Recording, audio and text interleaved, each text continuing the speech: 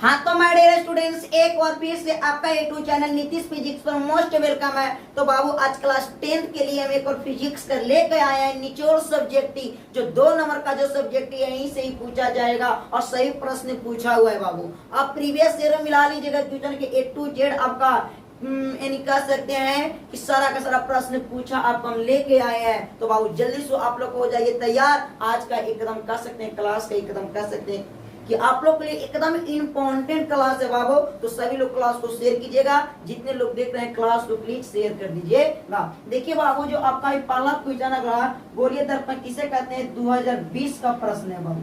ये 2020 का प्रश्न अगर आपके पास अगर क्वेश्चन होगा तो आप मिला लीजिएगा 2020 में पूछा गया है कि नहीं। और हाँ, आपका ट्रिक से याद करवा देंगे, एकदम दिल और दिमाग दोनों में ठोक देंगे बाबू। ठीक, तो चलिए क्या करा बाबू, गोलीय दर्पण किसे कहते हैं। देखिएगा क्वेश्चन क्या है, क्वेश्चन का मामला समझो। पहले मामला पहले समझना बहुत जरूरी है। क्वेश्चन देखने से नहीं बनता है बाबू, क्वेश्चन का समझने से बनता है। मामला समझेंगे तब ना, किसी का मामला समझना बहुत ज्यादा जरूरी होता है। ठीक, करा बाबू गोलीय दर्पण, करा गोलीय दर्पण गोल है और करा दर्पण है। तो सर मामला का कहा है सर, तो कहेंगे ना गोलीय दर्पण उस दर्पण को कहते हैं। गोलीय दर्पण किसे कहते हैं, तो गोलीय दर्पण उस दर्पण को कहते हैं। पहले क्लास में याद करवा देंगे। ठीक, कितना सोच लो। कहता गोलीय दर्पण उस दर्पण को कहते हैं, इतना बोल के चुप लगा देना। गोलीय दर्पण उस दर्पण को कहते हैं, उस दर्पण कहते हैं जिसे एक खोखले गोले का भाग हो। यानी कहेंगे गोलीय दर्पण उस दर्पण को कहते हैं जिसे एक खोखले गोले का हो भाग हो। तो खोखले गोले का भाग हो उसे गोलीय दर्पण कहते हैं। तो बाबू आपका याद हो गया होगा, ये 2 नंबर का प्रश्न पूछा गया प्रश्न है। ठीक, आप इसे उतार लीजिएगा कि गोलीय दर्पण किसे कहते हैं। गोलीय दर्पण उस दर्पण को कहते हैं जिसे एक खोखले गोले का भाग हो उसे गोलीय दर्पण कहते हैं। ठीक, आगे समझिएगा। आए क्या करा बाबू, कहता लेंस किसे कहते हैं और कितने प्रकार के होते हैं। देखिए क्वेश्चन कितना लाजवाब है और बोर्ड एग्जाम में पूछा गया प्रश्न। ये भी आपका 2000 बाबू 23 में प्रश्न पूछा है। तो आप इसे देखिएगा। ठीक, क्या करा बाबू, लेंस किसे कहते हैं और कितने प्रकार के होते हैं। तो सर अगर लेंस पूछेगा ना, लेंस की बात किया, अगर लेंस की बात किया तो आपको घबराना नहीं है। आपका लेंस कहेगा तो कहना रूप लेंस, इसको लेके बीत जाना है हमको। कैसे लेके बीत जाना है, देखिए लेंस 2 सतहों से घिरा एक पारदर्शक माध्यम, यानी एक पार से ऊपर हो जाता है। आँखिया में जो चश्मा लगाते हैं तो लेंस रहता है, क्या इधर से उधर लुक जाता है। तो कहेंगे वो 2 सतह का होता है। तो कहेंगे कि बाबू लेंस 2 सतहों से घिरा, लेंस 2 सतहों से घिरा, लेंस 2 सतहों से घिरा पारदर्शक माध्यम को लेंस कहते हैं। तो लेंस 2 सतह से घिरा पारदर्शक माध्यम को लेंस कहते हैं। देखिए लेंस 2 प्रकार के होते हैं। एक पहला होता है बाबू तो उत्तल लेंस और दूसरा का हम जानेंगे कौन सा लेंस, अवतल लेंस। तो बाबू आंख हम देख रहे हैं, आंख में कौन सा लेंस है, तो अवतल लेंस लगा हुआ, सॉरी उत्तल लेंस लगा हुआ। उत्तल लेंस, आंख में कौन सा लेंस, उत्तल लेंस बाबू। तो लेंस 2 प्रकार के, एक उत्तल लेंस और एक अवतल लेंस होता है। नोट पॉइंट में लिखा गया बाबू विद्युत धारा का ए सही मात्रा एम्पियर। सर याद कैसे करेंगे, विद्युत धारा का ए सही मात्रा एम्पियर होता क्या है सर बताइए ना थोड़ा।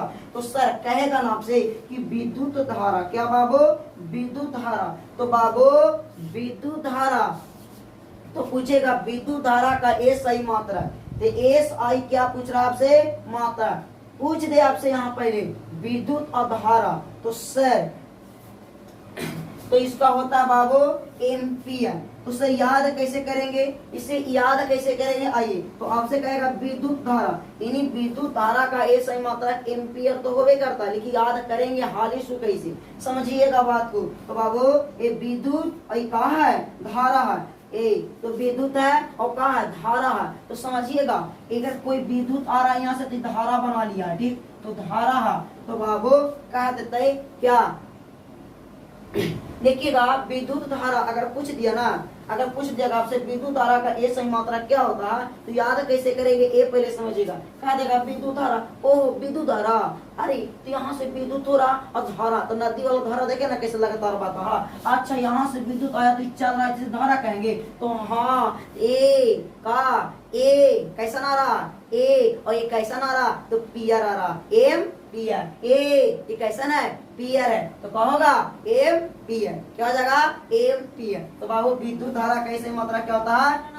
तीसरा नंबर क्वेश्चन आपका बोर्ड एग्जाम में पूछा गया प्रश्न है, ये आपको उतारना बहुत ज्यादा हो जाएगा जरूरी। नहीं उतारिएगा तो मजा भी नहीं आएगा, क्योंकि क्लास में उतारना बहुत ज्यादा जरूरी, क्योंकि जब हमको क्लास चलता है तो इसको उतारना बहुत ज्यादा जरूरी है।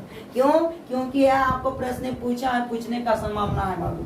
कहता उत्तल लेंस को आभासी प्रतिबिंब का बनता है। सर उत्तल लेंस को आभासी प्रतिबिंब का बनता है, नहीं हमसे बनेगा, एक ऐसा क्वेश्चन है। अरे पगला, ये पूछा गया प्रश्न, हम इसे बना के बताते हैं कैसे बनेगा। चल उत्तल लेंस को आभासी प्रतिबिंब का बनता है, तो उत्तल लेंस को आभासी प्रतिबिंब का बनता है, समझिएगा।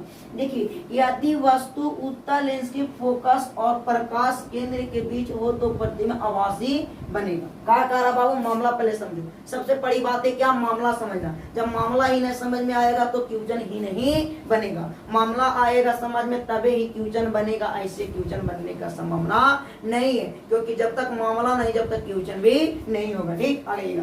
कहता है उत्तल लेंस को आभासी प्रतिबिंब का बनता है यदि वस्तु, अगर मान लो यदि वस्तु उत्तल लेंस के फोकस और प्रकाश केंद्र के बीच, यानी क्या करा बाबू, यदि वस्तु उत्तल लेंस की फोकस, क्या करा, उत्तल लेंस की फोकस और प्रकाश केंद्र के बीच हो तो प्रतिबिंब आभासी बनेगा। यानी प्रकाश कहाँ पर हो, केंद्र के बीच पर हो। ठीक, बीच पर हो तो वहां पर आभासी बनेगा, लेकिन प्रतिबिंब सीधा बनेगा और प्रतिबिंब सीधा बनेगा और उधर ही बनेगा जिधर वस्तु रहेगा।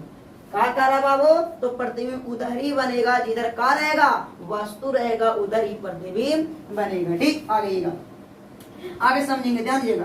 कहता विद्युत धारा किसे कहते हैं, कैसे उत्पन्न होता है। सर विद्युत धारा, अरे विद्युत यानी करंट पढ़े, करंट, अरे करंट के बारे में पढ़ना है सर। जब करंट नहीं पढ़े तो मामला तो दिक्कत है ना। ये पूछा गया प्रश्न, ये बीबीआई है बाबू। ठीक, ये बीबीआई क्वेश्चन 2025 में पूछ लेगा।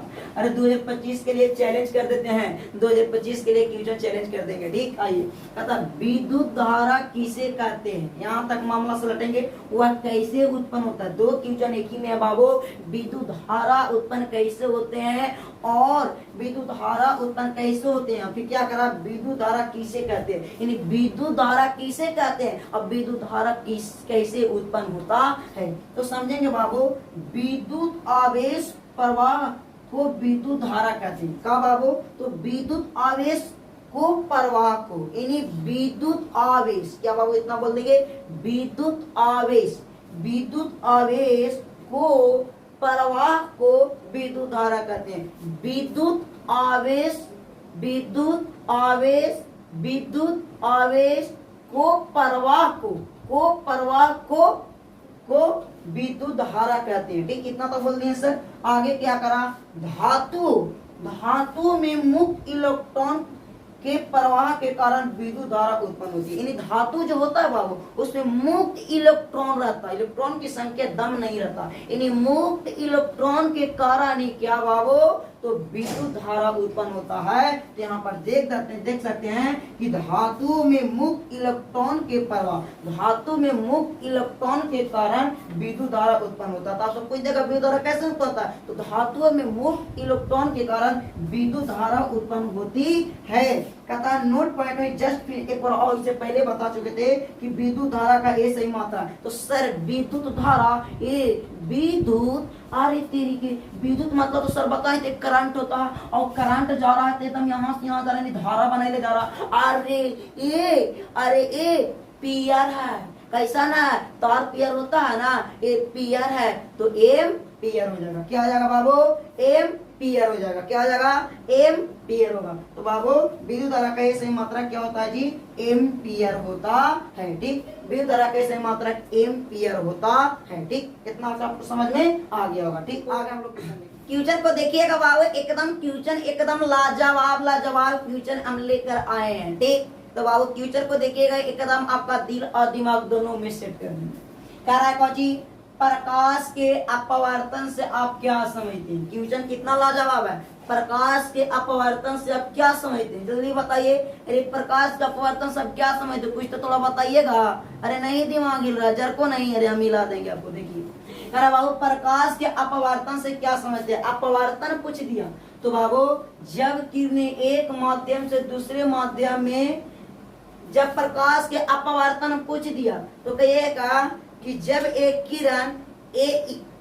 किरण एक माध्यम से दूसरे माध्यम में, एक माध्यम से दूसरे माध्यम में, एक माध्यम में दूसरे माध्यम में जाती है तो दिशा परिवर्तन, यानी दिशा में क्या होता है, परिवर्तन एवं मुड़ने की क्रिया, यानी कहने का मतलब समझिएगा बाबू, प्रकाश का अपवर्तन सब क्या समझते हैं। तो जब किरण जब मान लो कि किरण है एक माध्यम से दूसरे माध्यम में, एक माध्यम से दूसरे माध्यम में, एक माध्यम से दूसरे माध्यम में जाती है, यानी एक माध्यम ही है और दूसरे माध्यम में जा रहा है, तो एक माध्यम से दूसरे माध्यम में जाती है, ठीक, दूसरे माध्यम में जाती है। सर इसके बाद कर रहा है तो दिशा परिवर्तन एवं मुड़ने की क्रिया को अपवर्तन करते हैं। तो बताइए ए इस दिशा में था और ए दिशा में चल गया और शायद ये ऐसे होगा तो शायद ये मुड़ रहा होगा, तो यही क्रिया को क्या कहते हैं सर, यही क्रिया को अपवर्तन कहते हैं। क्या बोलते हैं सर, अपवर्तन बोलते हैं। किसका, प्रकाश का अपवर्तन बोलते हैं, ठीक।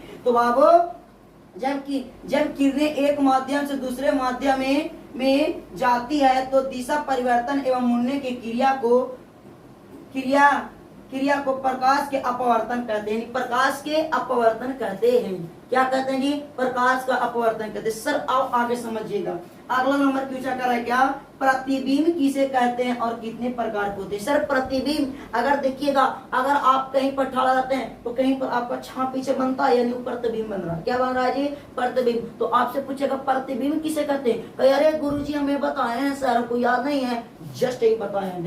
देखिए प्रतिबिंब किसे कहते हैं और कितने प्रकार के होते हैं, ये दोनों क्वेश्चन पूछा हुआ प्रश्न में पूछा गया है। ये VBI क्वेश्चन है आपका बोर्ड एग्जाम के लिए। तो आइए सर बात करते हैं, प्रतिबिंब किसे कहते हैं और कितने प्रकार के होते हैं। रे बाबू डरना नहीं है, जब हमें तो डरना नहीं है। क्यों, किसी बिंदु स्रोत से आती प्रकाश की किरणें, यानी किसी बिंदु, मान लो कि एक बिंदु है और यहाँ से कोई प्रकाश की किरण आ रही है, कोई प्रकाश का किरण आ रही है, प्रकाश के तथा किसी बिंदु स्रोत से आती प्रकाश की किरणें दर्पण से परिवर्तन के बाद, यानी करा बहु परिवर्तन या अपवर्तन पड़े, यानी यहाँ दर्पण रखा हुआ, दर्पण से परिवर्तन के बाद जिस बिंदु पर आकर मिलती है या आती हुई प्रतीत होती है, उससे हम क्या कहते हैं सर, उसी को हम कहते हैं क्या सर, तो उसी को कहते हैं हम उस बिंदु स्रोत को हम कहते हैं प्रतिबिंब। तो कहिए हम बताते हैं, समझिएगा प्रतिबिंब किसे कहते हैं, कितने प्रकार होते हैं। किसी बिंदु स्रोत से आती, यानी कोई मान लो कि ये बिंदु है, कहा है बाबू ये बिंदु है, ये बिंदु स्रोत से निकला, कौन से निकला, तो प्रकाश निकला। क्या निकला जी, प्रकाश। तो किसी बिंदु स्रोत से निकला प्रकाश, ठीक, किसी बिंदु स्रोत से आती प्रकाश के किरण दर्पण से परिवर्तन, यानी यहाँ पर एक दर्पण होगा। क्या होगा बाबू, यहाँ पर क्या होगा, एक दर्पण होगा। दर्पण से क्या होगा, परिवर्तन के बाद किसी बिंदु पर आती, यानी किसी बिंदु पर ही आ रही होगा, यानी किसी बिंदु पर आती, किसी बिंदु पर आती या आती, ध्यान दो, किसी बिंदु पर आती हुई या प्रतिबिंब आती हुई प्रतीत होता है, इसी को आती हुई प्रतीत, उस बिंदु स्रोत को हम क्या कहते हैं बाबू, तो क्या कहते हैं, प्रतिबिंब कहते हैं। ये आप उतार लीजिएगा बाबू, आपका 2 नंबर का क्वेश्चन इम्पोर्टेंट है, ठीक। तो हम आपको सारा 2 नंबर युवा क्वेश्चन करवाएंगे। अरे बाबू पूरा देखिएगा, अरे हल्का में मत लीजिएगा, समझे ना। अरे बाबू वो करके दिखा देंगे जो आपका कोई नहीं करने वाला है यूट्यूब चैनल पर, ठीक। तो बाबू फिर मिलते हैं आपसे अगला क्लास में, ओके। इसी तरह से वीडियो आप लोग देखते रहिएगा, ठीक, ओके।